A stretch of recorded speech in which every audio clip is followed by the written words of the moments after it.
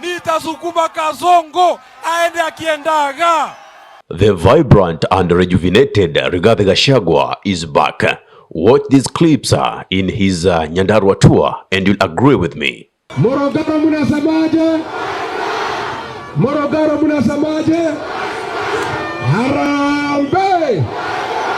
Wewe Ruto, wewe Kaongo, wewe Kasongo, wewe Zakayo, wewe muuaji, wewe mwizi.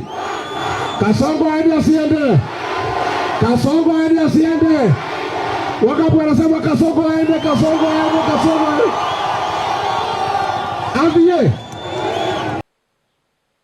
Actually, I'm one person who is happy because I like it more when Gachagua is so vibrant in the opposition.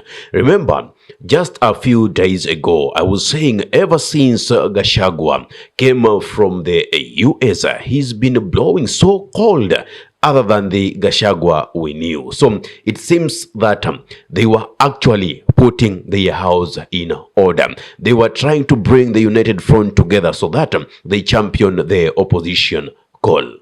Naona mvua inakuja, chama chetu ni gani?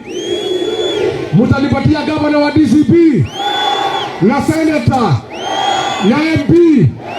Kwanza hapo kwa MP, mutalipatia MP wa DCP. Wacha nione watu ya Morogoro, watu ya Morogoro. Unajua shida yetu.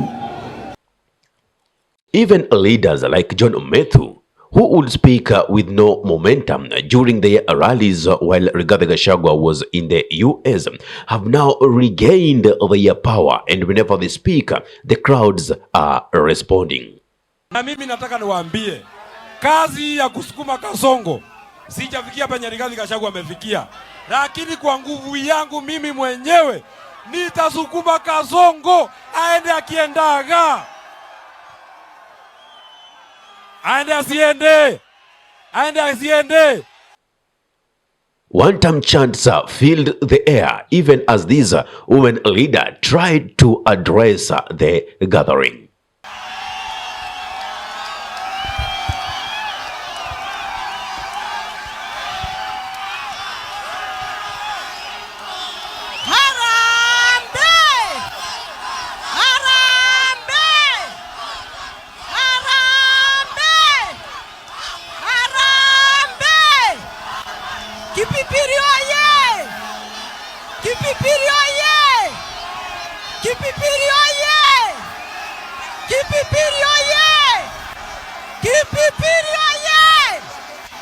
Kasongo wapi? Kasongo Wantam!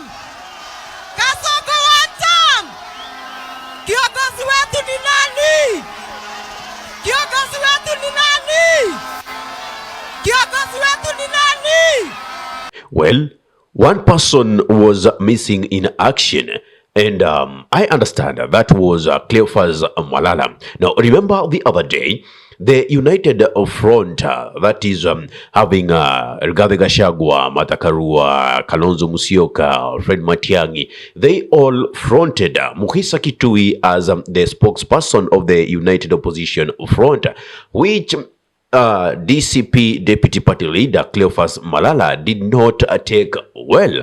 But again, I do understand, because we need fresh blood. We need young generation to be there. We don't need to recycle leaders. I even understand from the talk of Rigathi Gachagua that young leaders, we really need them. But again, we need the old guard to show us the way.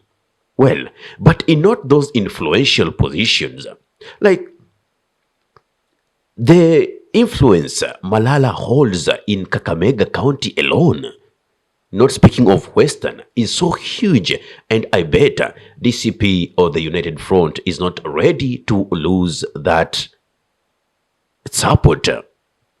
So it is a loose end that I feel should be tied, because Malala brings in numbers. What is Mukhisa Kitui bringing?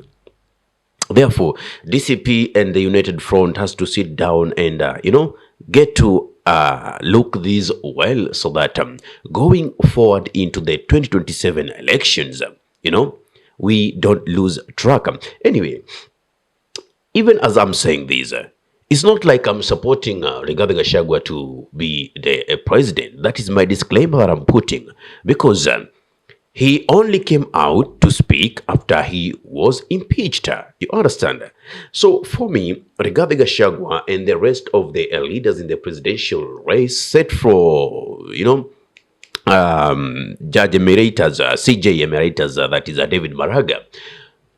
Except from me, the rest of the presidential candidates, I feel they have been into this government and they have disappointed us in one way or the other, and their place is the opposition.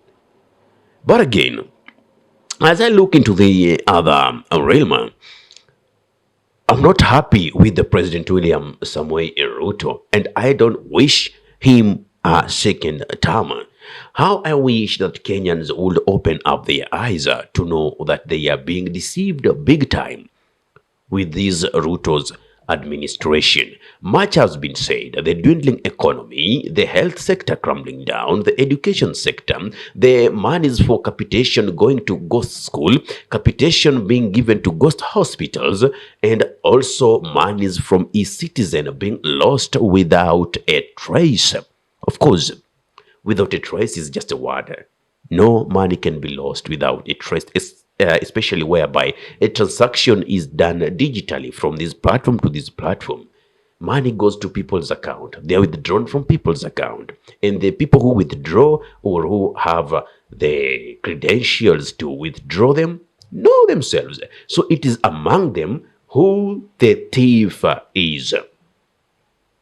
Therefore, let us wait, even as the opposition has now been rejuvenated with the coming back of Rigathi Gachagua. Let us wait and see what is in set for us. But gear up for tough political tussles in the coming days, weeks, and months before the 2027 general elections. Otherwise, are we sure that Ruto, knowing that his popularity is already dwindled, will he agree to go to the ballot, or will he cause instability using the Jubaland forces, and then he will be able to retain power beyond 2027? Let us wait and see how this political dynamism unfolds. Thanks for watching. I will be glad to receive your comments in the comment section.